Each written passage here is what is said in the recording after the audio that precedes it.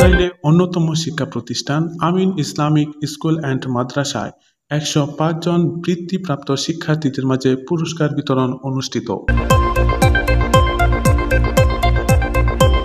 ময়মনসিংহের নান্দাইল উপজেলা হাসপাতাল রোড আচারগাঁও ব্রিজ সংলগ্ন আমিন ইসলামিক স্কুল অ্যান্ড মাদ্রাসা ১২৩ জন শিক্ষার্থী ময়মনসিংহ কিন্ডারগার্টেন অ্যাসোসিয়েশন বৃত্তি পরীক্ষায় অংশ নিয়ে ১০৫ জন শিক্ষার্থী বৃত্তিপ্রাপ্ত হওয়ায় গত শনিবার ১৬ আগস্ট ২০২৪ শিক্ষার্থীদের মাঝে পুরস্কার বিতরণ ও আলোচনা সভা অনুষ্ঠিত হয়।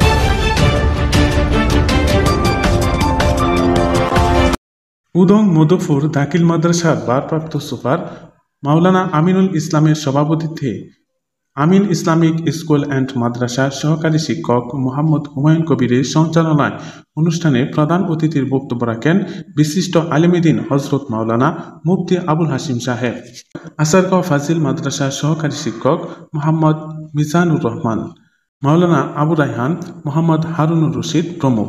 উক্ত অনুষ্ঠানে ১৩ জন শিক্ষার্থীদের মাঝে পবিত্র কুরআনুল কারিমের সবক প্রদান করা হয় এবং সুদী ও অভিভাবকদের মাধ্যমে কৃতি শিক্ষার্থীদের মধ্যে উপহার সামগ্রী তথা ক্রেস্ট ও মেডেল বিতরণ করা হয়।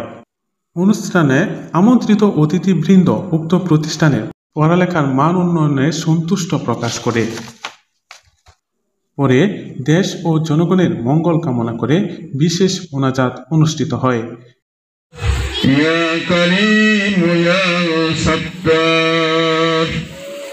মৌলাই করিম এই মাজলিসে আমার জানামত তুমি সবচেয়ে বড় গুনাহগার। এ সময়ে শিক্ষার্থী, অভিভাবক, এলাকার গণ্যমান্য ব্যক্তিবর্গ সহ মিডিয়ার কর্মীরা উপস্থিত ছিল।